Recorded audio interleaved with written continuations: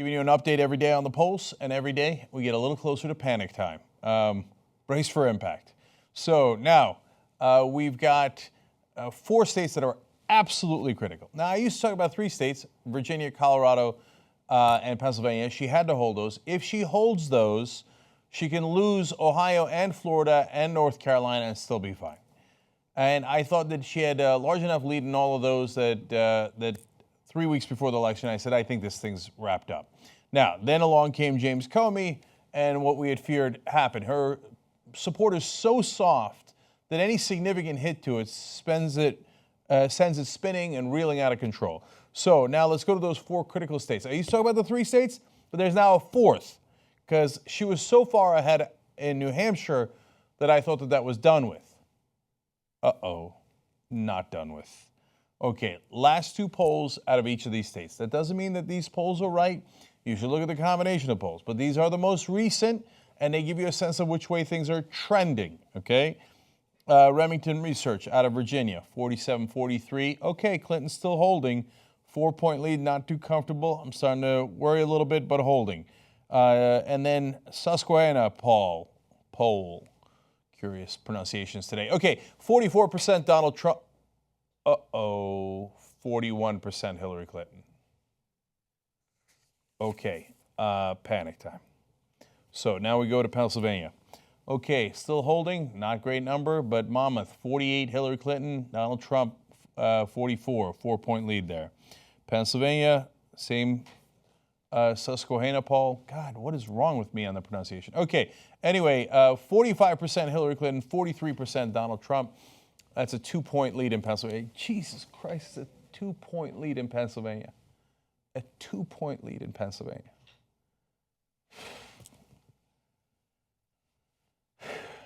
Is he the favorite? No. Does he have a significant chance of winning? Yes.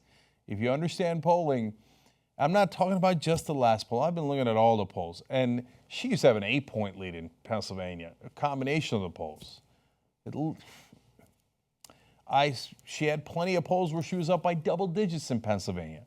This is not good news. Then we go to Colorado. She's got to hold Colorado. She has to hold Colorado. 44% Hillary Clinton, 41% Donald Trump. That's a 3-point lead for Hillary Clinton, according to Emerson. University of Denver, 42-41 Hillary Clinton. That's a 1-point lead within the margin of error. This thing is slip-sliding away. She might hold on for dear life. We've only got 5 days left. And that's what I said would happen, but I don't want that to happen. I don't want to take any chances with this kind of monstrosity. I don't want to roll dice with the Republic. And that's right now where we are. So this is a possible disaster in the making. If you think it can't happen, that's only because of your own perspective. I don't want to say bias. I mean, if you're worried about Donald Trump, you're goddamn right to be worried. Okay, the facts bear that out, whether it's his horrible, bigoted positions, sexist positions, the list goes on, or his buffoonish incompetence. You are right. Those are facts. I've shown it to you over and over again. That doesn't mean he's going to lose. We also had another buffoon who won 2 elections, kind of. George W. Bush was president for 8 years, sent us on a disastrous path. Okay, how about New Hampshire? Why am I putting New Hampshire back on the board? Last 2 polls. You know what? Let me go to 69 first. That's the Boston Globe Suffolk poll. Tied. Hillary Clinton, 42. Donald Trump, 42. Oh, boy. Well, maybe the last one, the ARG, will give you a ray of hope. Wrong. Donald Trump, 48. Hillary Clinton, 43. Trump up by 5. So let me explain this. If he takes Florida and Ohio's gone, all the polls, Trump. He's going to win Ohio. Florida, back and forth. Veritable tie. Gee, when have I seen that before? North Carolina, she has hung on to a lead for a surprisingly long time there. She's done much better than even I expected, okay, or a lot of people expected. But now her lead is gone. At best, it's a tie, okay? So if he wins those, which are enormously possible. Let's put it that way, okay? Very likely in Ohio, and then it could go either way in Florida and North Carolina, right? If he wins those, and he wins just New Hampshire, he's the president. He doesn't have to win Virginia, he doesn't have to win Colorado, and he doesn't have to win Pennsylvania if he wins Florida, Ohio, North Carolina, and New Hampshire. That latest poll has him up by 5 in New Hampshire. Oh my God. Brace for impact. 5 days left. If you think he can't win, that's because you can't see straight. He has at least a 35% chance of winning.